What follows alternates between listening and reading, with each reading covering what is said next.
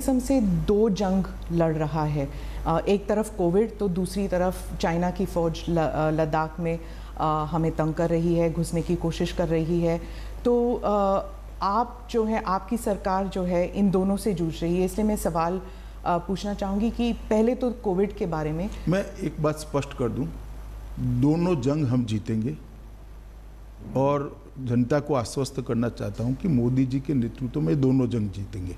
परंतु आज मैं सिर्फ कोविड और विशेषकर दिल्ली की कोविड की परिस्थिति के लिए बात करने के लिए आपके सामने हूं, क्योंकि विगत 2 सप्ताह में दिल्ली में बहुत सारे कदम उठाए गए हैं, कोऑर्डिनेशन भी बढ़ा है और धीरे धीरे स्थिति को हम सुधारने का प्रयास कर रहे हैं।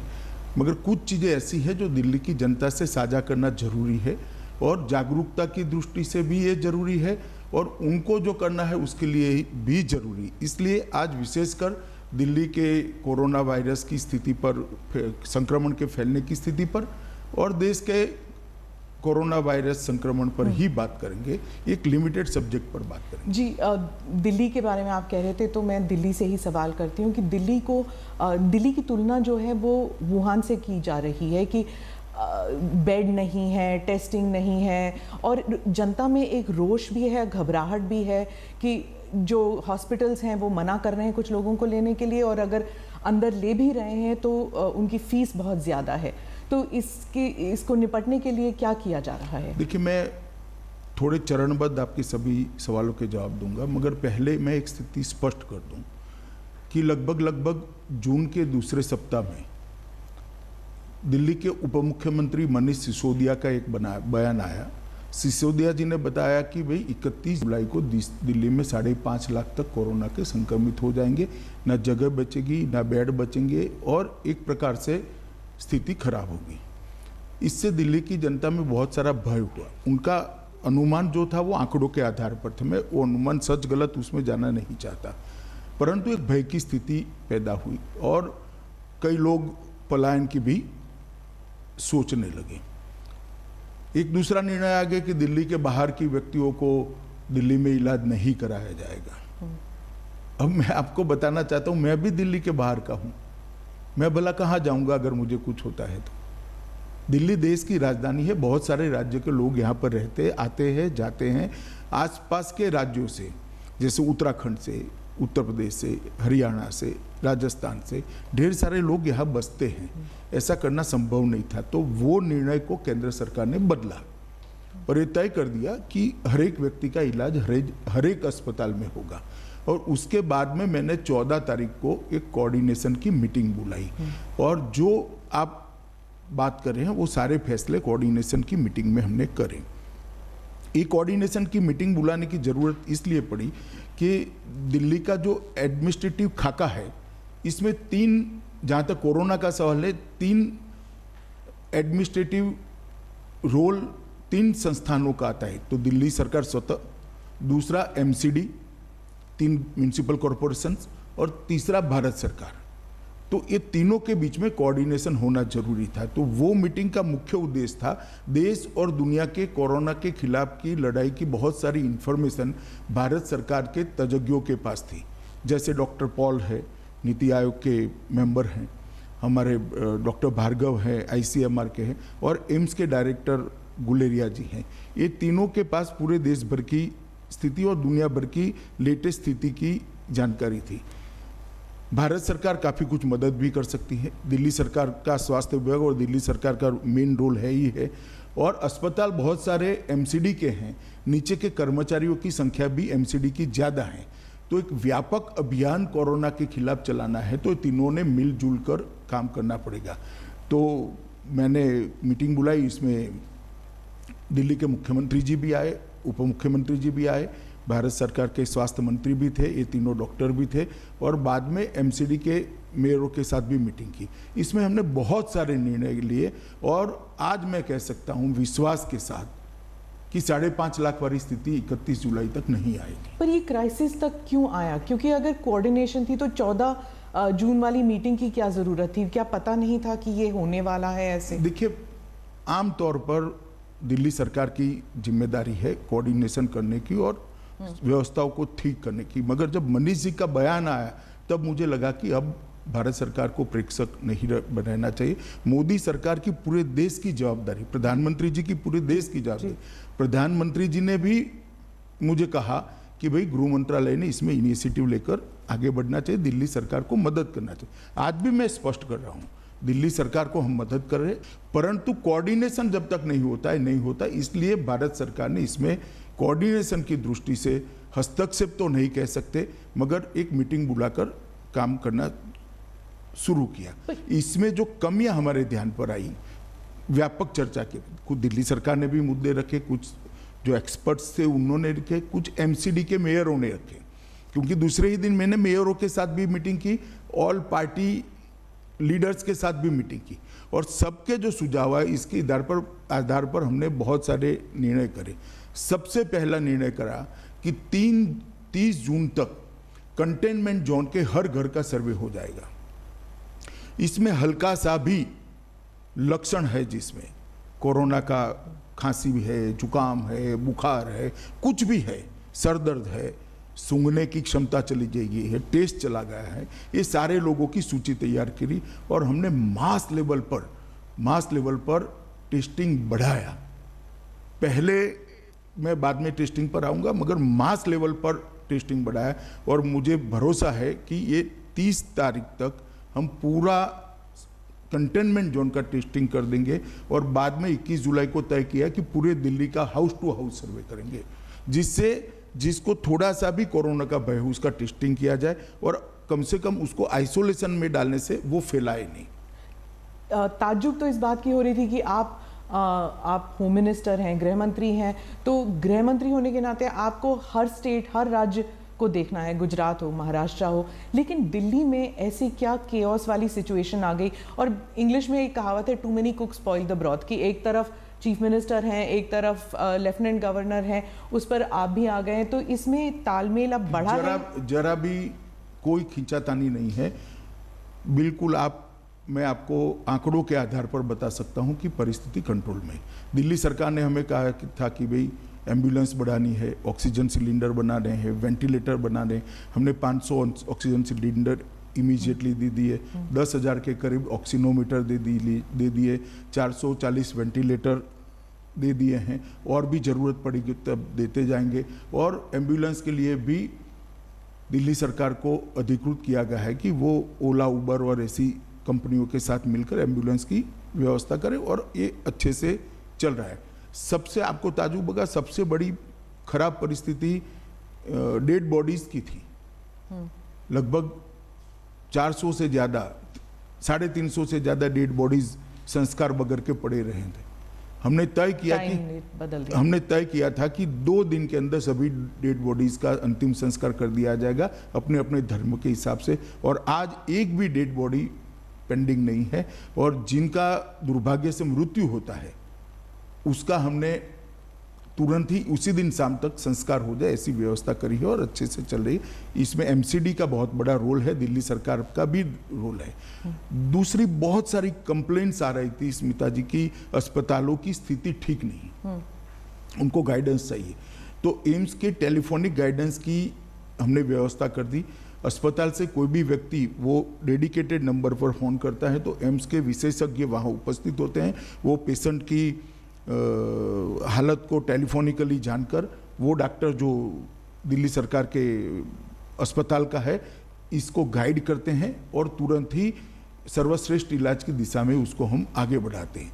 और 3 टीमों का गठन कर दिया, जिसमें दिल्ली सरकार के भी डॉक्टर थे, भारत सरकार के भी, एम्स के भी डॉक्टर थे और आईसीएमआर के भी विशेषज्ञ थे।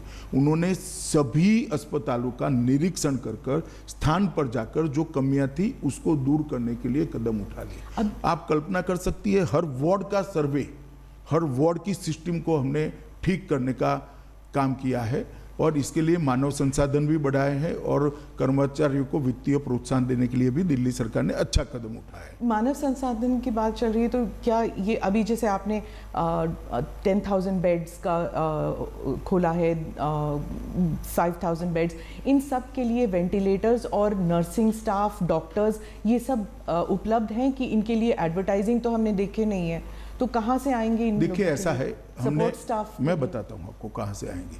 जो रिटायर्ड कर्मचारी थे उनकी पूरी लिस्ट बनाई गई है, एक कॉल सेंटर से उनका संपर्क किया गया है, उनको वापस लाने के लिए करा है, और बहुत सारे रिटायर्ड कर्मचारियों को लाए हैं। पैरामिलिट्री फोर्सेस के मेडिकल टीमों को लगाया गया, जैसे अभी एक 10,000 बेड का जो कोविड सेंटर बन रहा है, वहाँ पर पूरा आईटीबीपी लगा। 16,000 बेड रेलवे बना रही है, उसका पूरा सेना ने जिम्मा लिया है। ये सारी चीज़ें हमने मेडिकल सुविधाएं, मानव संसाधन बढ़ाने के लिए करी है। कोऑर्डिनेशन की जब बात चल रही थी तब भी बार बार डिसीजंस चेंज होते हैं कि होम आइसोलेशन होगा कि नहीं होगा, कंपलसरी होगा कि नहीं होगा, दिल्ली गुड़गांव के बीच ट्रैफिक आने देंगे कि नहीं, दिल्ली नोएडा के बीच। एनसीआर का तो कॉन्सेप्ट खत्म ही सा हो गया है। ऐसा नहीं हुआ है। जहाँ तक कोविड का सवाल है, एनसीआर की भी मैंने मीटिंग की है, एनसीआर के सारे लोग आए थे, इनके साथ मीटिंग की है। और अभी दिल्ली का जो मॉडल बना है, मैं दोनों मुख्यमंत्रियों से बात करने वाला हूँ। अरविंद जी तो लुक में है ही है, उनको साथ में रखकर ही फैसला करते हैं, परंतु उत्तर प्रदेश और हरियाणा के मुख्यमंत्रियों से भी बात करूंगा। और एनसीआर को पूरा संपूर्ण जानकारी अब तक इकट्ठा हो गई है, गृह मंत्रालय में और स्वास्थ्य मंत्रालय में आ गई। एक समन्वित रणनीति हम बनाएंगे एनसीआर के लिए, दोनों मुख्यमंत्रियों से बात कर और इसी तरह से टेस्टिंग बढ़ाना, अस्पतालों का गाइडलाइन तय करना, ये सारी चीज़ें एनसीआर में भी चली जाएगी। मैं आपको बताना चाहता हूँ कि बहुत कोऑर्डिनेशन से हम आगे बढ़ रहे हैं और ढेर सारे फैसले लिए हमने। जब नेशनल लेवल पर बात होती तो प्रधानमंत्री जी ने भी चीफ मिनिस्टर्स के साथ मीटिंग की, आपने भी की है, लेकिन ऐसे लगता है जैसे राजनीति जो है वो हावी है even in this Covid fight. Piyush ji ने ट्रेन्स का इंतज़ाम किया तो ममता जी ने मना कर दिया, या फिर उद्धव जी ने कहा कि हमें नहीं चाहिए अभी। तो इस सब में जो फेडरल स्ट्रक्चर है वो जैसे लग रहा था कोलैप्स कर गया। शुरुआत में तो ठीक था, लेकिन अब जैसे लगता है कि पॉलिटिक्स जो है वो हावी है। छोटी छोटी बातों को ज़्यादा तूल नहीं देना चाहिए। जैसे यहाँ पर आपने जिक्र किया कि भाई होम आइसोलेशन में विवाद हो गया, कोई विवाद नहीं हुआ है। देखिए दिल्ली में जितने भी डेथ हुए थे कोविड के कारण, इनका एनालिसिस हमने एक्सपर्ट्स के साथ कराया। लगभग 50% डेथ 1 दिन से 3 दिन के अंदर एडमिशन के अंदर ही हो गए। इसका अर्थ ये होता है कि होम आइसोलेशन से व्यक्ति ज़्यादा अपनी स्थिति बिगाड़ कर आता है। अब हमने रैपिड टेस्ट, मतलब एक फास्ट टेस्टिंग की प्रक्रिया चालू करी है, और उसके कारण जो पॉजिटिव पाए जाते हैं, इसमें 2 क्राइटेरिया करे हैं। एक तो आइसोलेशन के लिए जिसके घर में 2 कमरों से ज़्यादा व्यवस्था ही नहीं है, वो क्या आइसोलेट करेगा अपने आप को? वो तो चॉइस है, फिर क्वारंटाइन सेंटर में जाए, तो इंस्टीट्यूशन क्वारंटाइन सेंटर में जाए। दूसरा, जिनको डायबिटीज है, ब्लड प्रेशर है, कैंसर आदि कोई बड़ी बीमारी है जिसके कारण इसकी इम्यूनिटी कम हुई है, ऐसे लोगों को भी हमने आइसोलेशन सेंटर में भेजने के लिए निर्णय किया है। अब इस पर थोड़ी बयानबाजी होगी, राजनीति है स्मिता जी, मगर फैसलों से कोई फर्क नहीं पड़ा। जैसे मैं कहता हूँ, हमारी मीटिंग के पहले दिल्ली में 25 मार्च से 14 जून तक लगभग 2,41,000 टेस्ट हुए थे, तो प्रतिदिन 4500 टेस्ट होते थे। अब 15 जून से लेकर 25 जून तक 11 दिनों में 1,75,141 टेस्ट हुए, तो प्रतिदिन 16,000 टेस्ट हुए, तो 4.5 गुना टेस्ट की बढ़ोतरी करी है हमने। इसीलिए नंबर बढ़े हैं। नंबर तो प्रारंभिक बढ़ेंगे, मगर वो फैलने की गति भी कम हो जाएगी। मैं ये स्पष्टता कॉन्टैक्ट ट्रेसिंग भी हो रहा है, तो मैं ये स्पष्टता करना चाहता हूं कि अभी मानो 3,000 तक नंबर एक दिन 4900 4,800 तक गया, मगर अब 3,400 3,200 आता है। ये इसलिए आता है कि पहले 4500 की जगह 16,000 टेस्ट हो रहे हैं, तो नंबर थोड़ा बढ़ेगा, मगर ये जो 3,400 लोग आइडेंटिफाई हो गए, इनके आइसोलेशन के कारण वो फैलाएंगे नहीं।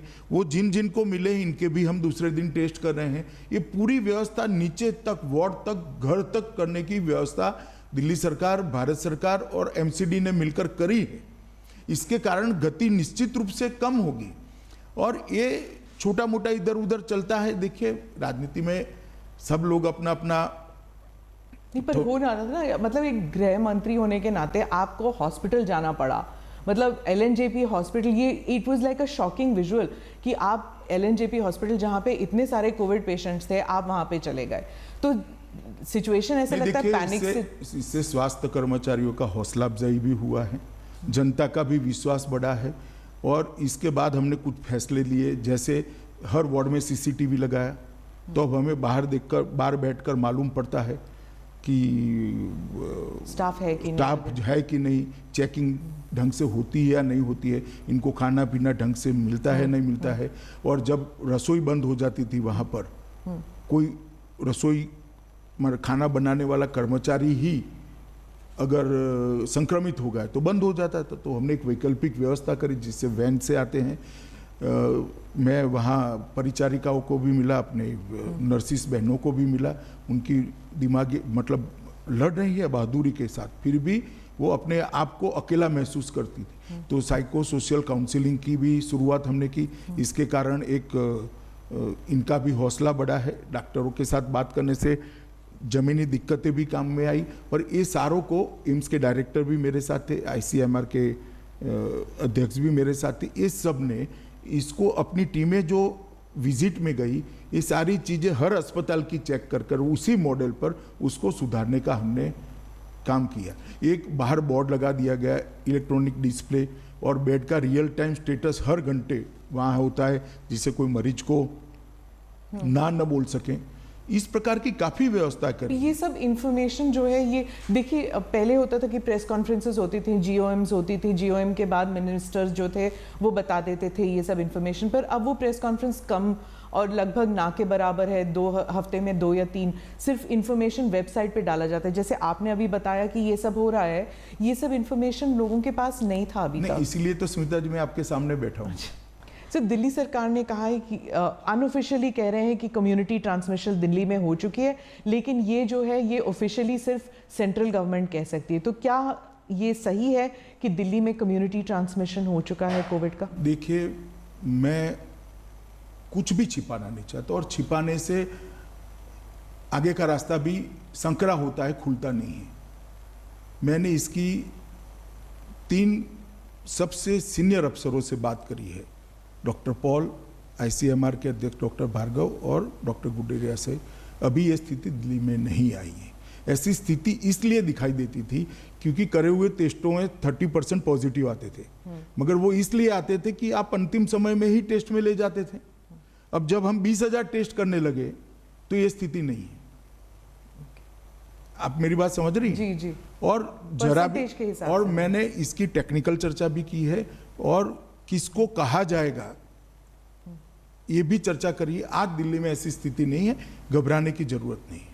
अगर आप ओवरऑल देखें 3 महीने में, तो जो पहले जो क्रिटिसिज्म चल रही थी इंडिया के खिलाफ कि हमने श्रमिकों का देखा नहीं है, और जिस तरह उनकी ट्रीटमेंट हुई थी, उनके लिए कोई व्यवस्था ही नहीं थी वापस जाने के लिए। उसके बाद अब गरीब कल्याण योजना, गरीब रोजगार योजना जो है मनरेगा के तहत, क्या उनके लिए अब जो किया जा रहा है वो काफ़ी है?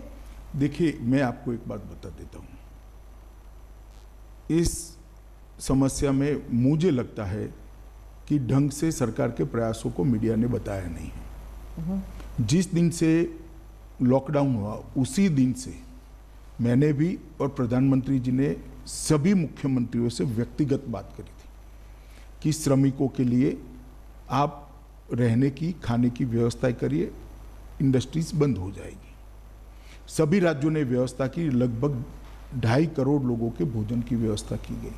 पैसे का सवाल आया, प्रधानमंत्री जी ने तुरंत निर्देश दिया, 11,000 करोड़ रुपया गृह मंत्रालय से NDRF का अकाउंट में सभी राज्यों को प्रो रेटा ट्रांसफर कर दिया गया वहाँ के श्रमिकों की स्थिति को देखते हुए।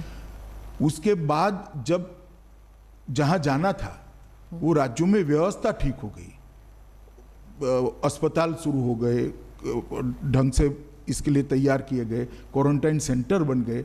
इसके बाद श्रमिक दिन के दिन ही, मजदूर दिन के दिन ही प्रधानमंत्री जी ने श्रमिक स्पेशल ट्रेन चलाने का फैसला दिया, और लगभग 4,594 ट्रेन अब तक गई है।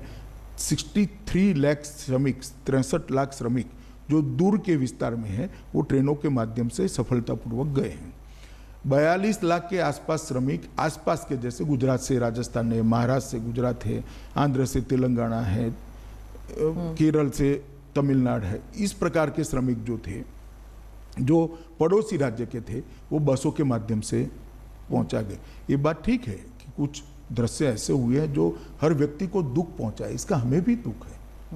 धैर्य जब खो देता है व्यक्ति तो पैदल निकल गया, उसके लिए भी प्रधानमंत्री जी ने सभी मुख्यमंत्रियों को सूचना दी, मुझे भी सूचना दी। मैंने सभी मुख्यमंत्रियों से बात करी कि आप रोड पर एसटी बस चलाएं, उनको एक रेलवे स्टेशन पर ले जाए और रेलवे वहां से ले जाएगा।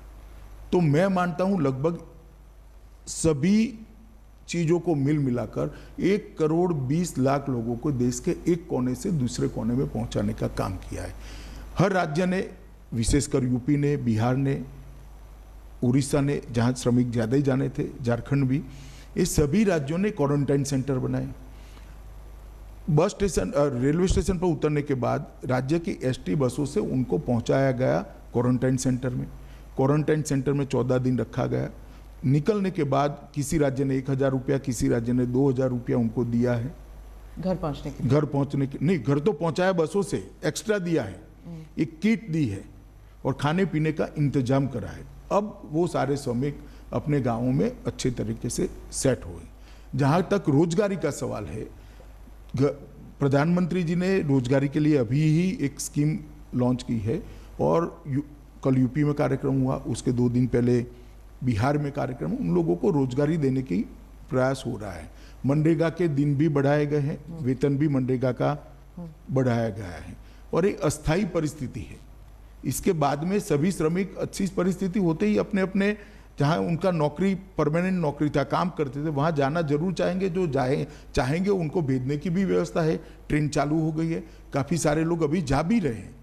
मगर भारत सरकार ने एक विशेष ड्राइव चलाकर उनको अभी, जब तक कोरोना है तब तक, और कुछ जगह पे ये परमानेंट भी व्यवस्था हो जाएगी, इसके चलते वहीं पर उनको रोजगारी मिले, इसका एक अभियान चला है। तो मैं मानता हूं कि बहुत ढंग से इसको हमने एड्रेस किया है। राहुल गांधी जो है वो उन्होंने शुरू से ही कहा कि या तो ना तो श्रमिक के मामले में, ना फिर अब कोविड से जो मुकाबला हो रहा है, इसमें मोदी सरकार जो है बिल्कुल ही नाकाम रही है। उन्होंने तो सरेंडर का लफ्ज़ इस्तेमाल किया है आपकी सरकार के खिलाफ कि जीत नहीं सकती आपकी सरकार। कोरोना के खिलाफ भारत सरकार ढंग से लड़ी है। मैं राहुल जी को एडवाइस नहीं दे सकता, उनको एडवाइस देने का काम उनकी पार्टी के नेताओं का है। और मैंने पहले भी कई इंटरव्यू में कहा कि कुछ वक्रदृष्टा लोग होते हैं, उनको सीधी बात भी वक्र दिखाई पड़ती है। जहाँ तक कोरोना की लड़ाई का सवाल है, भारत सरकार ने ये लड़ाई ढंग से लड़ी है और विश्व के परिप्रेक्ष्य में कोरोना को देखेंगे तो हमारे आंकड़े बहुत अच्छे हैं, बहुत अच्छे विश्व के परिप्रेक्ष्य के अंदर। और शुरू से देश भर, दुनिया भर में सरकारें कोरोना के खिलाफ लड़ी है। नरेंद्र मोदी जी के नेतृत्व के कारण भारत के अंदर सरकार भी लड़ी है और 130 करोड़ लोग भी लड़े हैं और सब राज्य सरकारें भी लड़ी हैं। वो नरेंद्र भाई की नेतृत्व की स्वीकृति का परिणाम है। मैंने आज तक मेरे सार्वजनिक जीवन में और मेरी स्मृति में एक भी घटना ऐसी नहीं है कि एक नेता के कहने पर एक भी पुलिस के बगैर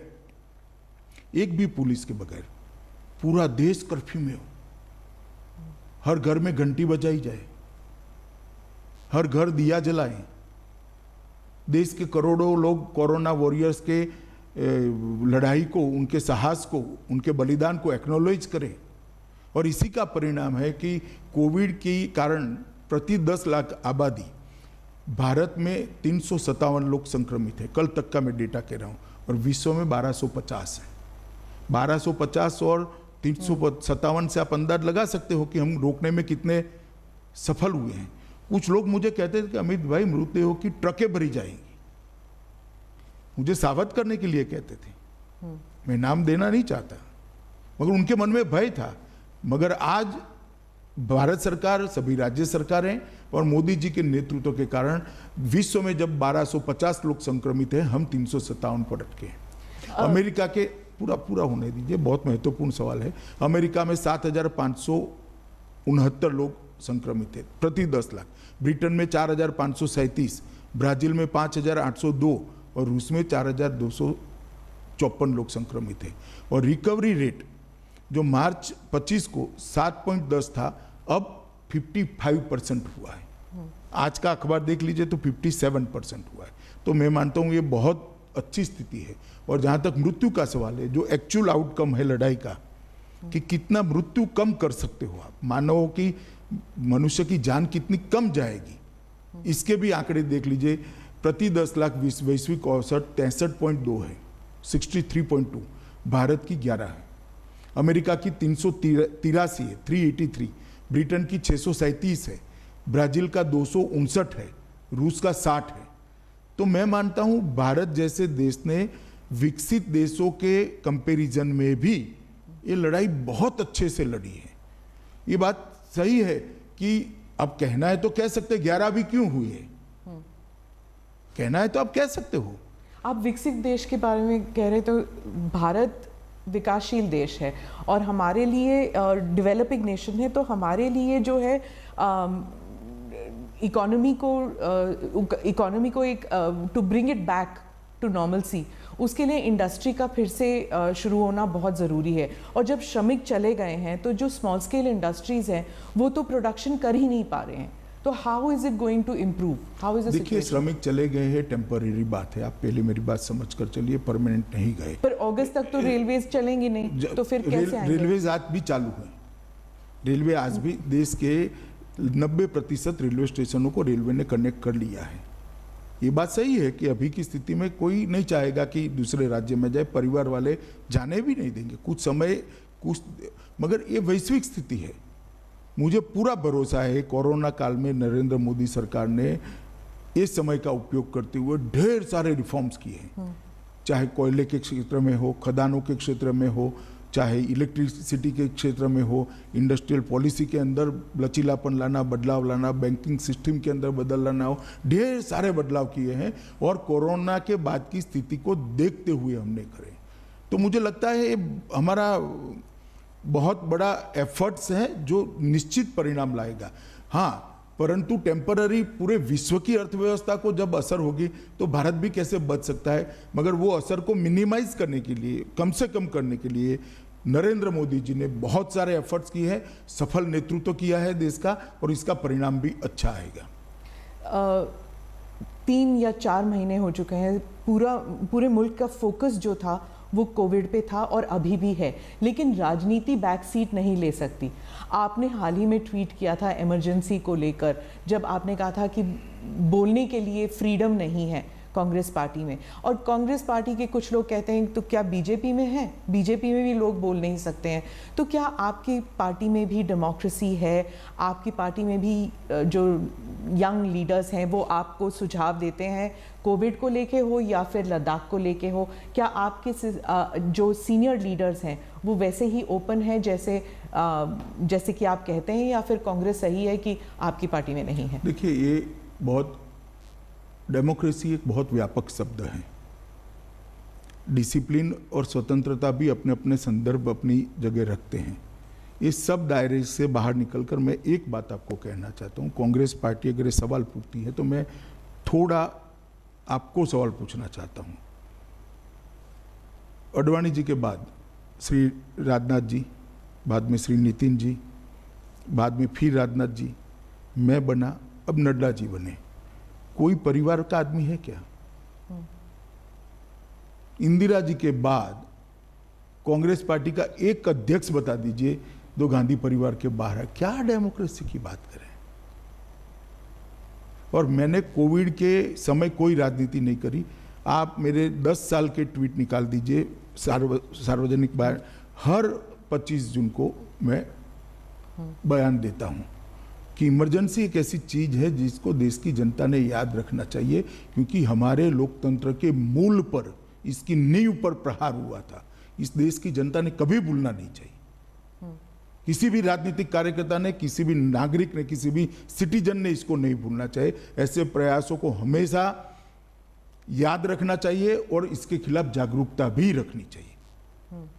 और ये कोई एक दल की बात नहीं है, देश के लोकतंत्र पर जो आघात हुआ था इसकी बात है।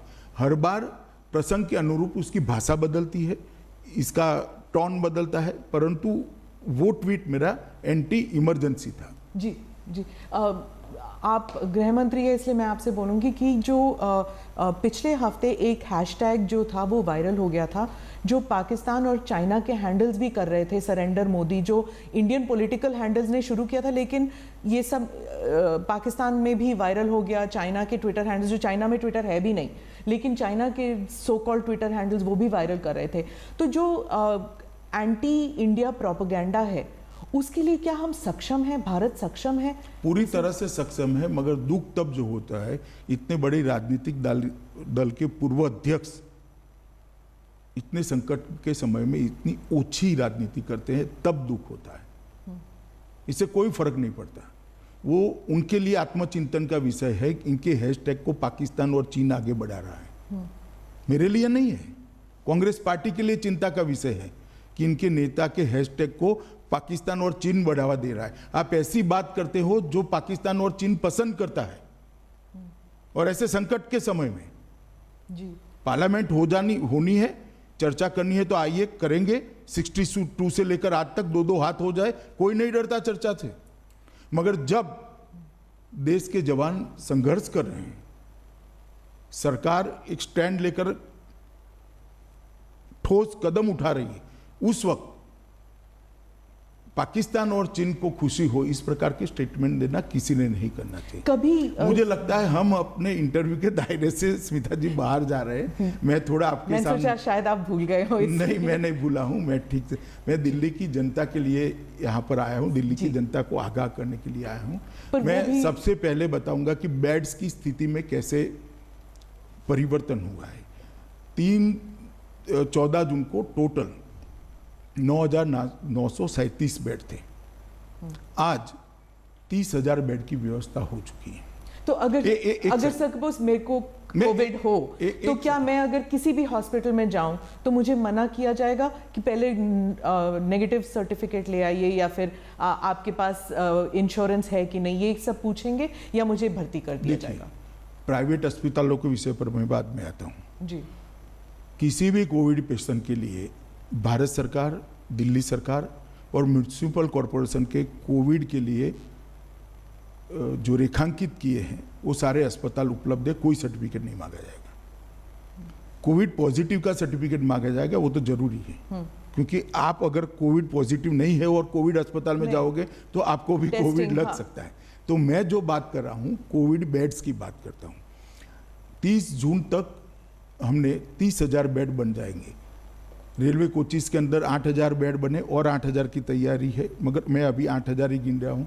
DRDO एक एक्सक्लूसिव कोविड अस्पताल बना रही है जिसमें 250 ICU बेड भी होंगे, विथ वेंटिलेटर होंगे, वो अलग से बने हैं। और 10,000 का ITBP संचालित राधा स्वामी सत्संग न्यास के बड़े कैंपस के अंदर बारिश की सीजन को ध्यान में रखकर हमने बेड बनाए हैं, इसको ITBP संचालित करने वाली। कुल मिलाकर 30,000 बेड है। तो अभी भी जो 9,937 दिल्ली सरकार ने पहले व्यवस्था करी वो भी पूरे भरे नहीं है। तो दिल्ली सरकार ने, ऐसा नहीं है कि व्यवस्था नहीं करी थी, उनके भी खाली ही थे, परंतु हमने आगे अगर स्थिति बिगड़ती है तो क्या होगा इसका एडवांस प्लानिंग किया। अब मैं आता हूं रेट पर। ये फरियाद दिल्ली के काफी लोगों की आती थी कि भाई प्राइवेट अस्पताल मनमाने रेट्स ले रहे हैं। तो मेरी मीटिंग में एक निर्णय लिया गया था कि डॉक्टर पॉल की अध्यक्षता में कुछ डॉक्टरों की कमेटी बनेगी, वो प्राइवेट अस्पतालों को भी सुनेंगे, देश भर की बेस्ट प्रैक्टिसेस को भी कंसीडर करेंगे, और कोविड पेशेंट को ट्रीटमेंट करने के लिए क्या एक्स्ट्रा खर्च लगता है, जैसे PPE किट का खर्च लगता है, कुछ खाना बना, ब्लड टेस्ट, ये वो, और दूसरा कुछ लोगों को ज़्यादा उनको पैसा भी देना पड़ता है रिस्क के कारण, इंश्योरेंस लिया है सबने। तो ये सारा का मिल मिलाकर क्या फर्क पड़ता है, इसको देखकर उनके रेट कंसीडर करने के लिए हमने एक कमेटी बनाई थी। आइसोलेशन बेड के रेट जो 24,000 से 25,000 तक थे पहले, आज दिल्ली के कोई भी अस्पताल में कोविड पॉजिटिव पेशेंट जाएगा तो 8,000 से 10,000 में बेड उपलब्ध कराए। पर वो एडिशनल्स होते हैं ना? नहीं, कोई, सुन लीजिए आप, मैं पूरी बात बताता हूँ, पहले आप मेरा पूरा सुन लीजिए। बिना ICU, बिना वेंटिलेटर का जो ICU है, इसके पहले रेट थे 34,000 से 43,000, एवरेज में कह रहा हूँ, अब 13,000 से 15,000 किया गया है। और आईसीयू वेंटिलेटर के साथ 44,000 से 54,000 का बेड का खर्च था, इसको 15,000 से 18,000 कर दिया गया है। एक इसके अंदर कोविड के जितने टेस्ट करेंगे इंक्लूड है, वेंटिलेटर पर रखेंगे इसका खर्चा इंक्लूड है, सारी दवाइयाँ इंक्लूड है, और अगर डायबिटीज़ है और आपको आगे की ट्रीटमेंट भी करनी पड़ती है तो ये भी सारा इंक्लूड है। ये पूर्णतः अपने आप में एक सील पैकेज है, आप समझ लीजिए। तो इसको हमने कम कराया है। आज दिल्ली के बहुत सारे अस्पतालों के अंदर, सब अस्पताल जो कोविड के लिए अपने अपनी बताए हैं, वो सारे अस्पतालों के अंदर हमने ये व्यवस्था करी। तो एक तो 10,000 से बढ़ाकर हमने 30,000 बेड करे, रेट को हमने लगभग कई जगह 1/3 कर दिया, कई जगह आधा कर दिया है। तो ढेर सारी व्यवस्थाएं करी हैं और 21 जून से फिर से इसका रिव्यू करा, 14 जून की मीटिंग के बाद। अब हम जो पूरा टेस्ट बढ़ा दिए, इसके जो नतीजे आए, इसके आधार पर 26 जून तक नए कंटेनमेंट जोन बनाने थे। कल शाम को कंटेनमेंट जोन 280 नए बना दिए हैं। तो कंटेनमेंट जोन को रीडिफाइन किया गया है, क्योंकि अब टेस्ट ज्यादा करने के बाद स्थिति अलग। पूरी दिल्ली हो जाएगी? पूरी दिल्ली नहीं हुई है, पूरी दिल्ली नहीं। आप इतने सारे केसेस होंगे तो फिर कंटेनमेंट। स्मिता जी, मैं आपको और दिल्ली वालों को आश्वस्त करना, इतने सारे कंटेनमेंट जोन बहुत छोटे छोटे बनाए हैं, परंतु पूरी दिल्ली नहीं होगी और इस पर जल्दी काबू कर लिया जाएगा। आरोग्य सेतु ऐप और इतिहास ऐप दोनों को इकट्ठा मिलाकर इसके बहुत अच्छे नतीजे आए हैं, जिससे लोग जान पाते हैं कि मेरे आसपास कोई कोविड पेशेंट आता है या नहीं आता है, और इसके बहुत अच्छे नतीजे हमने लिए हैं। और ये जो सारी चीज़ें थी, इसके साथ हमने एनजीओ को भी जोड़ा है। इन्होंने भी अपने आइसोलेशन सेंटर चालू किए हैं, और एनसीसी, एनएसएस और स्काउट और सामाजिक संस्थाओं को भी जोड़ने का काम किया। लगभग 6,000 वॉलंटियर हमें तैयार मिल गए हैं। अब तक एक कन्फ्यूजन था कि जिले की जिम्मेदारी किसकी। म्यूनिसिपल कॉर्पोरेशन अलग करता था, भारत सरकार। दिल्ली की यही प्रॉब्लम तो रही है हमेशा। नहीं, मगर ये मैंने 14 जून को तय कर दिया, परिपत्रित हो गया भारत सरकार की ओर से कि डिस्ट्रिक्ट मजिस्ट्रेट ऑफ दिल्ली, इसके तहत एमसीडी भी काम करेगी, भारत सरकार की टीमें भी काम करेगी, दिल्ली सरकार की टीमें भी। तो एक चेन ऑफ कमांड हमने तय किया दे, और जिला स्तर की निगरानी टीमों का गठन भी कर दिया गया है। उनका 2 हिस्सों में 1200 लोगों का, 2400 लोगों का प्रशिक्षण एम्स और आईसीएमआर के द्वारा वीडियोग्राफी से। डीएम तो सेंट्रल में आ गया, तो उसका मतलब है कि दिल्ली गवर्नमेंट जो है अब वो कंप्लीटली सेंटर के अंडर काम कर रही है ना। डिस्ट्रिक्ट मजिस्ट्रेट काम कर रहा है, सेंटर के अंडर नहीं। अभी तो उल्टा है, एमसीडी भी दिल्ली डिस्ट्रिक्ट मजिस्ट्रेट के अंडर काम कर रही है, और सारी टीमें डिस्ट्रिक्ट, क्योंकि डिस्ट्रिक्ट मजिस्ट्रेट की एक प्राइमरी रिस्पॉन्सिबिलिटी है। अभी कौन किसके अंडर काम कर रहा है, हम सब मोदी जी के अंडर काम कर रहे हैं, और केजरीवाल जी का भी हमें सहयोग है। मैं इसमें कोई वो छूट-फूट बयान आएंगे यश लेने के लिए, आप इसको क्यों देख रही है। हाँ। और दूसरा एक हमने निर्णय किया सेरोलॉजिकल सर्वे शुरू करने का, वो भी कल से शुरू हो जाएगा, और आज से फिर से बाकी दिल्ली का घर घर जाकर सर्वे करने की हमने एक मुहिम शुरू की है, और कल शाम से ही शुरू किया। इसके अखबार में फोटो भी आए हैं, और मैं दिल्ली की जनता को उसमें काफी सारा इन्फॉर्मेशन जो है वो वॉलंटरी होगा कि अगर कोई फीवर टेस्ट करवाना चाहता है, रैपिड टेस्ट करवाना चाहता है। तो इतना पूछ रहे हैं कि आपके घर में किसी को फीवर खांसी आया है, नाम लिख लेते हैं, उनका टेस्ट करने की व्यवस्था करिए।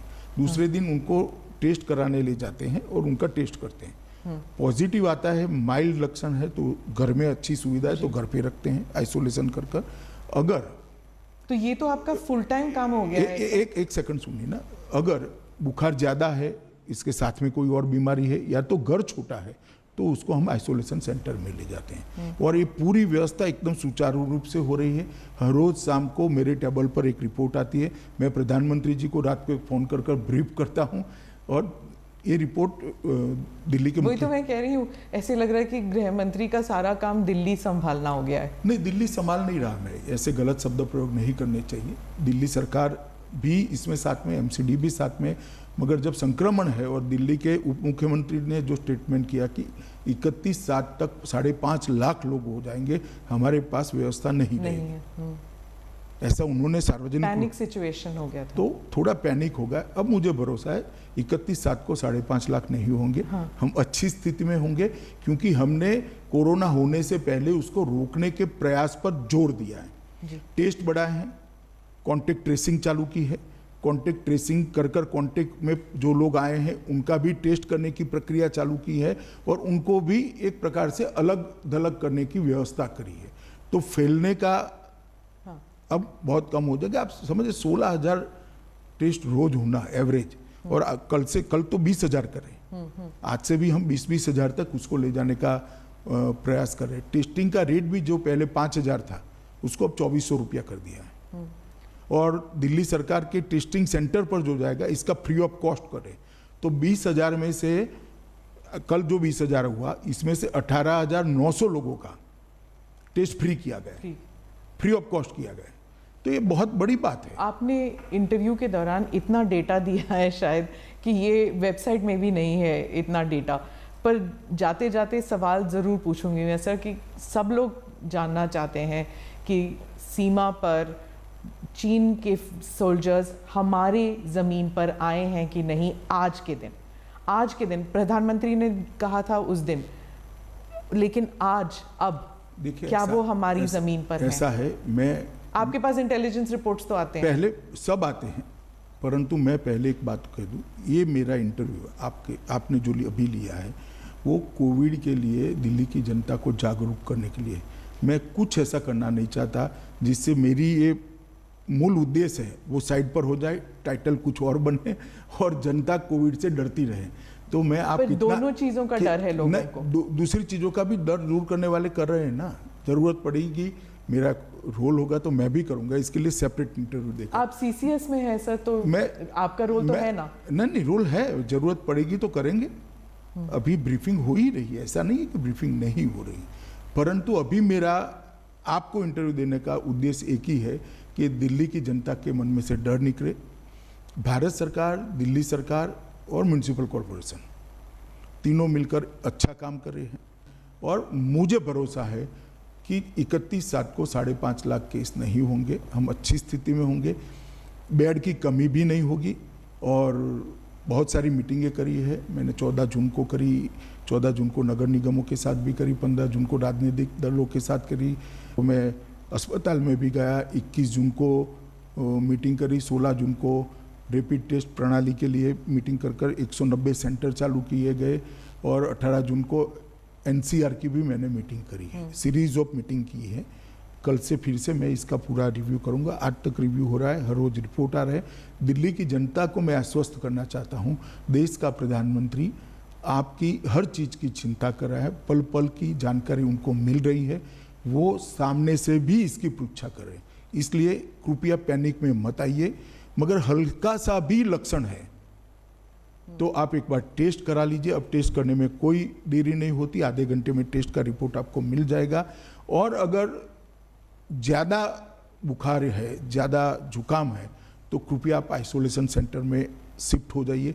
आपका घर छोटा है जिसमें आइसोलेट नहीं हो सकते, तो भी मैं विनंती करना चाहता हूं दिल्ली वासियों को कि आपके परिवारजनों की सुरक्षा के लिए आप आइसोलेशन सेंटर में शिफ्ट हो जाइए।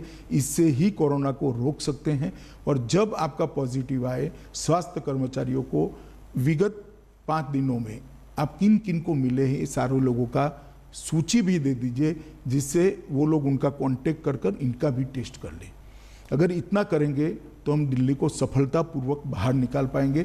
और मुझे भरोसा है कि अब हमने जिनको ज़्यादा बुखार है, कुछ ज़्यादा लक्षण है, उनको आइसोलेट करने का और अस्पताल में ले जाने की नीति करी है। उनको होम आइसोलेशन में नहीं रखते हैं, इसलिए मृत्यु की दर भी कम होगी, क्योंकि वो प्रॉपर ट्रीटमेंट के तहत, प्रॉपर मेडिकल ऑब्जर्वेशन के तहत होंगे। पहले जो 2 दिन में ही मृत्यु हो जाती थी, मुझे लगता है इसमें भी हम सुधार कर पाएंगे। और अंतिम संस्कार हो या किसी भी चीज़ को छोड़े बगैर पूरी स्थिति को रिव्यू किया गया है और प्रधानमंत्री जी के बहुत स्पष्ट निर्देश हैं कि दिल्ली को इस संकट से बाहर निकालना है। और मुझे भरोसा है दिल्ली सरकार, म्यूनिसिपल कॉरपोरेशन, हम सब मिलकर दिल्ली को बाहर कोई निकालेंगे। टाइम फ्रेम रखा है कि टाइम फ्रेम इसका नहीं हो सकता, मगर आप कुछ ही दिनों में इतना देखेंगी कि बढ़ता हुआ कम हुआ है। जी अगर 5.5 लाख होना है तो आज 2.5 लाख होना चाहिए था, हाँ मगर हम अच्छी स्थिति में हैं और धीरे धीरे कंट्रोल में आएगा। एक सभी कांटेक्ट में आए हुए लोगों का टेस्टिंग होने के बाद भी एक एग्जैक्ट डिजाइन हमारे सामने, एक एग्जैक्ट जिसको कंप्लीट पिक्चर कहते हैं, वो हमारे सामने आ पाएगा। मैंने कभी नहीं सोचा था सर कि एक इंटरव्यू करूंगी जहां पर आप पॉलिटिक्स के बारे में ज्यादा नहीं बात करेंगे। ज्यादा नहीं, जरा भी नहीं करेंगे। जरा भी। धन्यवाद। धन्यवाद श्रीधा जी, धन्यवाद।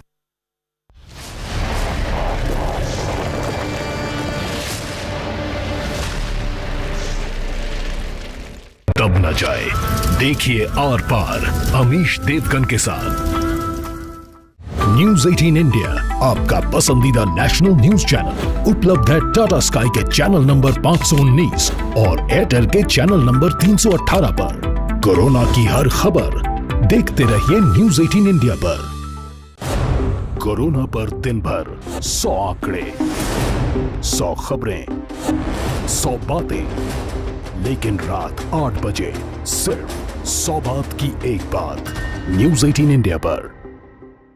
न्यूज 18 इंडिया आपका पसंदीदा नेशनल न्यूज चैनल उपलब्ध है डिश टीवी के चैनल नंबर 663 और D2H के चैनल नंबर 306 पर। कोरोना की हर खबर देखते रहिए न्यूज 18 इंडिया पर। जितना बेताब हैं आप मुझसे मिलने को, उससे कहीं ज्यादा बेताब हूं मैं आपसे एक बार फिर मिलने को। लॉकडाउन की परीक्षा तो हमने पास कर दी, लेकिन अब कोरोना को हराना है। तब तक मैं यूं ही उठाता रहूंगा आपकी आवाज। भैया जी का हिंद सिर्फ न्यूज 18 इंडिया पर। न्यूज 18 इंडिया आपका पसंदीदा नेशनल न्यूज चैनल देखिए DD फ्री डिश पर, बिग मैजिक और 9XM चैनल के बीच। कोरोना की हर खबर देखते रहिए न्यूज 18 इंडिया पर।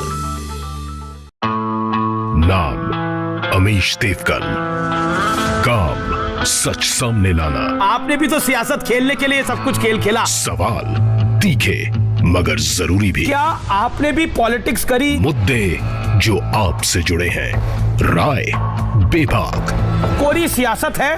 आवाज कभी कभी ऊंची